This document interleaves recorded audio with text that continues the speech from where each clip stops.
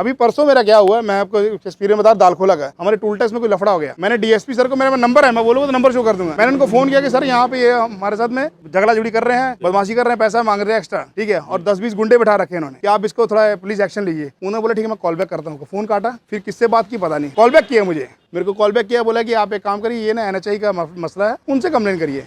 मैं कहा sir NHI का तो मेरा टोल टैक्स, मेरा पेपर है मेरे पास में, मेरा फास्टैग में पैसा सब कुछ है, ये गुंडागर्दी कर रहे हैं, इलीगल बंदे बैठा के यहाँ पे रंगबाजी कर रहे हैं, पैसा दो नहीं तोड़ेंगे, मारेंगे, ये करेंगे वो करेंगे। मेरे को आगे से क्या बोल रहे हैं, आपका मारपीट तो हुआ नहीं ना, मेरे को बोल रहे कि नहीं झगड़ा तो नहीं हुआ ना, तो मैं इसका मतलब झगड़ा करके हम आए तो फिर आप हमारी रिपोर्ट लिखोगे तो फिर हमारी बात सुनो। मैंने गूगल करके नंबर निकाला कि मैं ऑफिसर गेट को बोलेंगे तो हमारी बात सुनेगी, मगर ये जवाब मिला। बंगाल तो इस टाइम तो मतलब सबसे वर्स्ट, ठीक है, खासकर पुलिस। आप कहाँ से हो पाजी? मैं बेसिकली तो हूँ पंजाब से, मगर फ्रॉम जमशेदपुर, झारखंड। बहुत अच्छा लगा आपसे मिलके। खिदरपुर आप सबसे बड़ा देख ली पोर्ट है हम लोगों का जो है कोलगा, बंगाल का, ओके। और इतना पुराना पोर्ट है, इतना कमर्शियल माल आ रहा है, इतने अपना गुड्स वाले जहाज आ रहे हैं, ठीक है, शिप आ रहे हैं बाहर से, कोई वहाँ पार्किंग की व्यवस्था नहीं है। गाड़ी लोडिंग पे जाती है, गेट पे एंट्री कराने में 1-आध घंटा पेपर डॉक्यूमेंट्स वगैरह बनाने में लगते हैं, सार्जेंट आएंगे वहाँ पे तुरंत 900 रुपए की।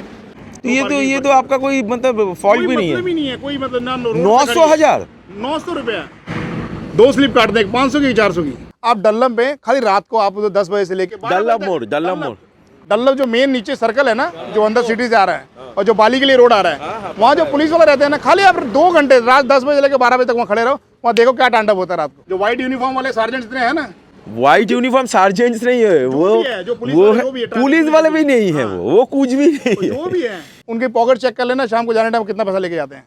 इतना इनकम है? हाँ जी, और रात भर में ड्यूटी करने के लिए। भैया अपना मुंह नहीं दिखाना चाहता है क्योंकि भैया भी वेस्ट बंगाल से है, तो उनका सिर्फ आवाज सुन लो। शेम, इतना शेम फील होता है उनको ना कि पूछिए मत, क्योंकि हम जब बोलते हैं ना कि उसका उनका टाउन है, उनका स्टेट है, खराब लगता है उनको। मैं बाहर घूमता हूँ, मुझे लोग बोलते हैं ऑल इंडिया घूम रहा, जितना वेस्ट बंगाल में परेशान होता है कहीं दूसरा परेशान नहीं होता हम लोग। कोई रूल नाम का कोई चीज ही नहीं है। अब ये मेरी ये गवर्नमेंट की प्रॉपर्टी है, यहाँ एक चाय दुकान, टायर दुकान खड़ा हो गया, वो बोलेगा गाड़ी हटाओ इधर से, का है मेरा जगह है, मेरा घर का सामने खड़ा है, मेरी दुकान के सामने खड़ा है। अरे ये गवर्नमेंट की पार्किंग है, गवर्नमेंट का रोड है। और हम लोग तो आप सबसे ही डिपेंडेबल है क्योंकि ट्रक से कितना इंपॉर्टेंट सामान आता है। इंपॉर्टेंट क्या, टोटल ट्रांसपोर्ट तो उसी से हो रहा है, ठीक है। अब फूड से लेके आप पूरा जो भी रॉ मटेरियल होगा, तो इसका तो जो कॉस्ट है वो भी तो बढ़ रहा है इसके वजह से, जोड़ देता है ना, क्योंकि आप लोग भाड़ा में जोड़ते हो। हमारा खर्चा बढ़ेगा तो हम कहाँ से हाँ, आप भाड़ा में जोड़ते हो, वो प्रोडक्ट में जोड़ेगा, वही बात है, ठीक है। बंगाल के लिए अब कई आदमी लोग लोड करने के लिए हिचकिचाते हैं कि नहीं हमको उधर नहीं जाना है, ये परेशानी है। डीजल वहाँ 64-65 समथिंग है।